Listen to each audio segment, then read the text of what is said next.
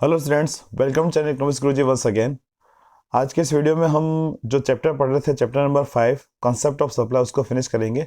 इससे रिलेटेड जो last part बचा हुआ है, change in quantity supplied and change in supply, तो उसके बारे में थोड़ा डिटेल में डिस्कस करेंगे, समझेंगे कि टॉपिक्स क्या हैं और एग्जाम के लिए बहुत इंपॉर्टेंट है। जनरली एग्जाम में पूछे जाते हैं और तो इसलिए मैं आपसे रिक्वेस्ट करता हूँ कि आप इस वीडियो में लास्ट तक बने रहें, ताकि जो कोई भी कॉन्सेप्ट इस वीडियो में डिस्कस करेंगे वो आपको अच्छे समझ में आ सके। तो जो इससे पहले जो हम पार्ट्स पढ़ चुके हैं इस चैप्टर से रिलेटेड, जो वीडियोस जो हैं दो, पार्ट 1 पार्ट 2 चैप्टर 5 के, वो अगर आपने अभी तक नहीं देखे हैं तो उनके लिंक भी मैं इस वीडियो के डिस्क्रिप्शन में मेंशन कर रहा हूँ, ताकि आप उन वीडियोस को पहले देखें, उनके कॉन्सेप्ट को समझें। तो आज जो हम यहाँ पर समझ रहे हैं इस वीडियो में, इस पार्ट में जो रिमेनिंग कॉन्सेप्ट्स हैं इस चैप्टर से रिलेटेड, वो आपको अच्छे समझ में आ सकेंगे। ठीक है, तो पहले आप उनको जरूर समझें। तो देखते हैं, समझते हैं आज क्या है जो कॉन्सेप्ट हैं चेंज इन क्वांटिटी सप्लाई और चेंज इन सप्लाई।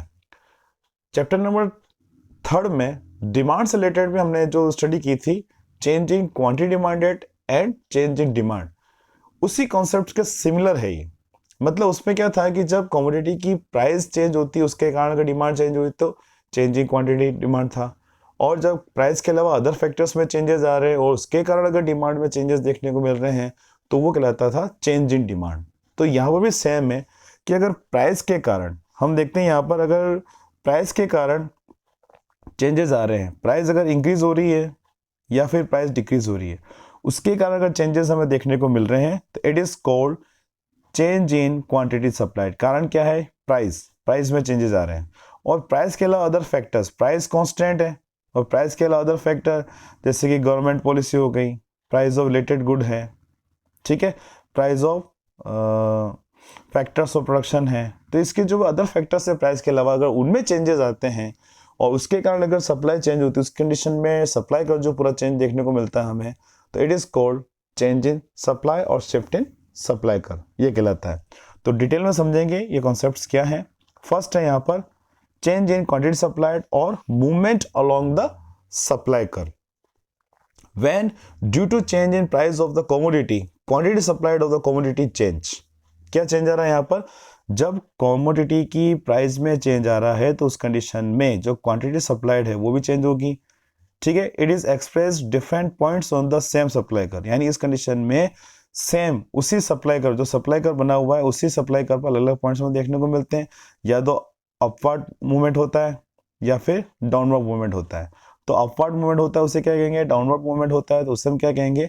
आगे डिस्कस समझते हैं इसको। तो सबसे फर्स्ट पार्ट है इसका एक्सटेंशन ऑफ सप्लाई और upward movement along the supply कर। यानी जब सप्लाई कर में चेंजेस हमें देखने को मिल रहे हैं, यानी सप्लाई कर हम बनाते हैं, तो उस कंडीशन में जो प्रोड्यूसर है या सप्लायर है वो ऊपर की तरफ मूव करता है। ये डायग्राम आपके सामने देख रहे हैं आप कि जब स्टार्टिंग में प्राइस 2 रुपीज पर केजी थी तो उस कंडीशन में सप्लाई थी 10 केजी, ठीक है, और जब प्राइस इंक्रीज हो जाती 2 से बढ़कर वो 10 रुपीज पर केजी होती तो मार्केट में सप्लायर जो होते हैं ज़्यादा प्रॉफिट के लालच में ज़्यादा सप्लाई करते हैं, अपने गोडाउन में से माल को ज़्यादा बेचने के लिए तैयार हो जाते हैं। उस कंडीशन देख रहे हैं हम, जब प्राइस इंक्रीज हो रही है तो जो सप्लाई है वो 10 केजी से बढ़कर 30 केजी हो रही है, और जो प्रोड्यूसर है या सप्लायर हो पहले पॉइंट ए पे था, पॉइंट बी पर है।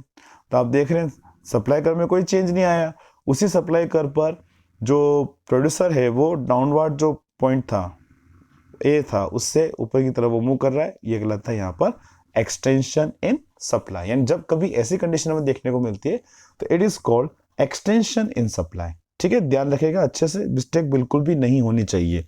ओके, अब हम इसका डिस्क्रिप्शन देखते हैं।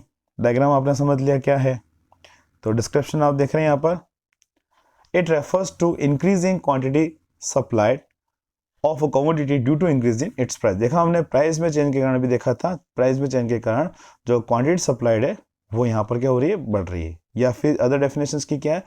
Other things being equal when more quantity of a good is supply, यानी जब किसी क्वांटिटी की ज्यादा सप्लाई करे due to increase in price, जब मार्केट में कमोडिटी की प्राइस में इंक्रीज हो रहा है उस कारण से अगर सप्लाई बढ़ रही है, क्वांटिटी सप्लाई इंक्रीज हो रही है, तो it is called extension in supply.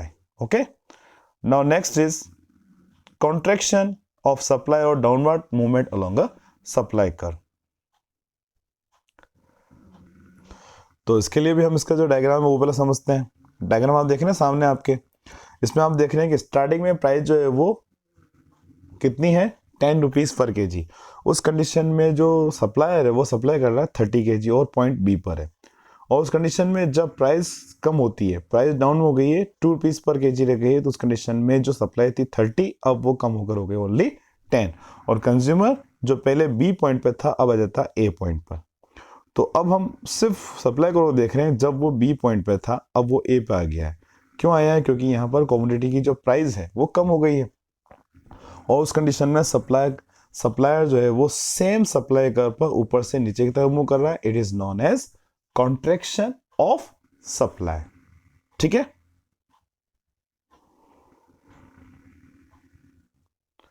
तो अब इसका हम डिस्क्रिप्शन देखते हैं। डिस्क्रिप्शन क्या है?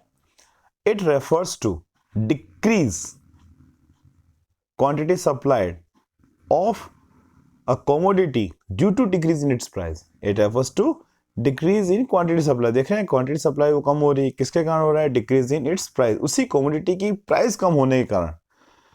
और when due to decrease in price of a commodity, किसी कमोडिटी की प्राइस अगर कम होती है, supply of a good decreases, उस कमोडिटी की सप्लाई भी कम हो जाती है। And as result supplier moves left और downward along the same supply का। देखा हमने अभी जो अपना सप्लाई कर बनाया था, उस सप्लाई कार पर वो ऊपर वाले पॉइंट से वो नीचे वाले पॉइंट की तरफ डाउनवर्ड मूव कर रहा है। It is known as contraction in supply. Okay, तो ये तो हो गया चेंज इन क्वांटिटी सप्लाई, जिसमें इसके दो पार्ट है, एक तो है एक्सटेंशन और सेकेंड है कॉन्ट्रैक्शन। अब हम बात करते हैं शिफ्ट इन सप्लाई कर और चेंज इन सप्लाई। मतलब अभी तो हम देखा है कि जब कमोडिटी की प्राइस चेंज हो रही है उसके कारण जो सप्लाई हो रही है उसमें चेंजेस देखने को मिल रहे हैं। पर जब कमोडिटी की प्राइस के अलावा अदर फैक्टर्स में अगर चेंजेस आते हैं, अदर फैक्टर्स लाइक कौन कौन से हैं ये आपके सामने हैं। टेक्निकल नॉलेज हो गया, ठीक है, या फिर इनपुट्स चेंज हो गए, इनोवेशन हो गया, या फिर नई डिस्कवरी हो गई है चीप रॉ मटेरियल की, प्राइस और फैक्टर्स ऑफ प्रोडक्शन है वो चेंजेस हो गई है, इनकम चेंज हो गई है सप्लायर की, या फैशन या गवर्नमेंट पॉलिसी इसमें अगर चेंज आया है, price of factors of production, price of related goods, यानी प्राइस के अलावा अदर फैक्टर्स जो भी हैं, price of related good, price of factors of production, future prices, expectation जो भी थे ना, उनमें अगर चेंजेस देखने को मिलते हैं तो उस कंडीशन में पूरा सप्लाई का चेंज होता है। ठीक है, अब जब पूरा सप्लाई का चेंज होता है तो उस कंडीशन में इसको बोलते हैं हम शिफ्ट इन सप्लाई कर और चेंज इन सप्लाई। ये भी इसके दो पार्ट हैं। It is also of two parts. First is increase in supply. इसका हम डायग्राम देखते हैं डायरेक्ट। आप देख रहे हैं यहाँ पर कमोडिटी की जो प्राइस है वो कांस्टेंट है, कोई चेंज नहीं हो रहा है। जो सप्लायर पहले ई पॉइंट पे था, एस उसका सप्लाई कर रहे हैं। अब इसके अलावा अदर फैक्टर्स जैसे कि नंबर ऑफ फर्म्स या टेक्नोलॉजी इंप्रूव जाए, नंबर ऑफ फर्म्स बढ़ जाए, तो उस कंडीशन क्या होगा, फर्म जो है उसी कांस्टेंट प्राइस पर पहले से ज़्यादा सप्लाई करने के लिए एबल हो जाएगी। उस कंडीशन में उसका सप्लाई कर जो है वो अपने ओरिजिनल कंडीशन से राइटवर्ड अपवर्ड मूव हो जाएगा। और आप देख रहे हैं जो सप्लायर है सेम प्राइस पर अब पहले से ज़्यादा सप्लाई कर पा रहा है। ठीक है, इसके पीछे कारण क्या हुआ? There is a favourable change in factors other than price. Price के अलावा जो अदर फैक्टर्स थे उनमें फेवरेबल चेंज आया। ठीक, तो इसका जब हम देखते हैं, इसका जो डिस्क्रिप्शन है वो देख लेते हैं। Increase in supply, it refers to increase in quantity supplied of a commodity at its existing price. मतलब कमोडिटी की प्राइस वही रहे, उसमें कोई चेंज नहीं हो रहा है, और उस कंडीशन में क्वांटिटी सप्लाइड बढ़ जाए, ठीक है, तो वो कहलाएगा यहाँ पर इंक्रीज इन सप्लाई। ठीक है, उस कंडीशन में क्या होता है कि जो ओरिजिनल सप्लाई कर है उससे जो न्यू सप्लाई कर मिलेगा वो शिफ्ट हो जाएगा राइटवर्ड। क्लियर? नेक्स्ट इसका सेकंड पार्ट जो है डिक्रीज इन सप्लाई। इसका भी हम डायग्राम देख रहे हैं। डायग्राम आप देख रहे हैं, इनिशियल कंडीशन में प्राइस ओपी पे कांस्टेंट है, जो सप्लायर है पॉइंट ई पर है, एस उसके लिए यहाँ पर सप्लाई कर्व है। अब जब प्राइस कांस्टेंट देते हुए प्राइस के अलावा अदर फैक्टर्स में अगर अनफेवरेबल चेंज होता है, जैसे कि price of factors of production वो बढ़ जाए, नंबर ऑफ फर्म्स जो है वो घट जाए, है ना, वो कम हो जाए, जो इसकी जो सब्स्टिट्यूट गुड्स हैं उनकी प्राइजेस मार्केट में अगर बढ़ जाए तो इसकी सप्लाई कम हो जाएगी। तो यहाँ पर हम देख रहे हैं कि प्राइस के कांस्टेंट देते हुए इस कमोडिटी की जो अदर फैक्टर्स हैं जो इसको सप्लाई को अफेक्ट करते हैं, उनमें अगर अनफेवरेबल चेंज आता है तो सप्लाई कर अपने ओरिजिनल पॉइंट से ठीक है, ओरिजिनल कंडीशन से वो लेफ्टवर्ड बैकवर्ड शिफ्ट हो जाता है। आप देख रहे हैं पहले सप्लाई पॉइंट ई पे था, अब वो पॉइंट E1 पर है। पहले उसके लिए सप्लाई कर SS था, अब उसके लिए नया सप्लाई कर S1 हो जाएगा। तो it is called decrease in supply. क्या कहें इसको हम? Decrease in supply. अगर ये कंडीशन देखने को मिल रही है तो it is called increase in supply.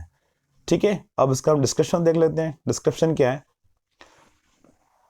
It refers to decreasing quantity supply of a commodity at its existing price. मतलब उसकी कमोडिटी की प्राइस के कांस्टेंट रहते हैं एग्जिस्टिंग प्राइस, और उसकी जो क्वांटिटी सप्लाइड है वो पहले से कम हो जाए। ठीक, diagrammatically it means a backward और leftward shift in supply curve as shown in the following figure. देखा आपने, ये जो फिगर हम देख रहे हैं इसमें क्या होता है, डायग्रामेटिकली देखें कि प्राइस के कांस्टेंट रहते हुए उसका जो इनिशियल सप्लाई कर्व था उस कंडीशन से नया सप्लाई कर्व लेफ्टवर्ड शिफ्ट हो जाएगा, बैकवर्ड शिफ्ट हो जाएगा। क्लियर? तो चारों कॉन्सेप्ट आपको अच्छे समझ में आ गए होंगे। देख रहे हैं, सबसे फर्स्ट जो है वो है चेंजिंग क्वांटिटी सप्लाई। उसका जो फर्स्ट पार्ट है एक्सटेंशन। क्या है फर्स्ट पार्ट इसका? Extension of supply. इस कंडीशन में क्या था कि प्राइस जब इंक्रीज होती है, प्राइस जब इंक्रीज होगी उस कंडीशन में जो सेलर है वो सेम सप्लाई कर्व पर नीचे वाला पॉइंट से ऊपर की तरफ मूव करेगा। It is known as extension in supply. Second condition इसकी कॉन्ट्रैक्शन इन सप्लाई। उस कंडीशन में क्या आप देख रहे हैं, प्राइस जब डाउन ट्रेंड में होती है उस कंडीशन में सप्लायर ऊपर वाले पॉइंट से नीचे वाले पॉइंट की तरफ मूव करता है। ठीक है, ये कहलाता है contraction in supply. It is also called movement along a supply curve, क्योंकि एक ही सप्लाई कर्व पर वो मूव कर रहे हैं। Next, shift in supply curve. जब सप्लाई कर्व शिफ्ट हो जाए, ये क्या होता है मैंने बताया आपको, इसमें प्राइस कांस्टेंट रहती है। ठीक है, प्राइस कांस्टेंट है, प्राइस के अलावा अदर फैक्टर्स चेंज हो रहा है। अगर फेवरेबल चेंज है तो इंक्रीज इन सप्लाई होगा, और प्राइस के अलावा अदर फैक्टर्स में जो सप्लाई को अफेक्ट करते हैं उनमें अगर अनफेवरेबल चेंज हो रहा है तो डिक्रीज इन सप्लाई। ठीक है, इसमें आप पूरा सप्लाई का शिफ्ट हो रहा है, इसलिए इसको बोलते हैं शिफ्ट इन सप्लाई कर्व और चेंज इन सप्लाई। ठीक, तो आई होप ये वीडियो अच्छा समझ में आ गया है आपको। नहीं आया तो वापस पूरा रिवाइज करके देखिए, जरूर समझ में आएगा।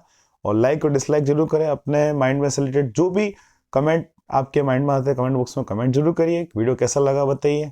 अगर चैनल के नए व्यूअर हैं तो चैनल को सब्सक्राइब जरूर करें। आपको पता चल गया होगा चैनल को सब्सक्राइब करना है या नहीं करना है। ठीक है, तो माइक्रो में इतना ही। अब हम स्टार्ट करेंगे मैक्रो इकोनॉमिक्स, उसके कुछ चैप्टर लेंगे, उसके बाद फिर वापस हम मैक्रो इकोनॉमिक्स स्टार्ट करेंगे। ठीक है, thank you, thanks for watching economics Guruji, bye bye.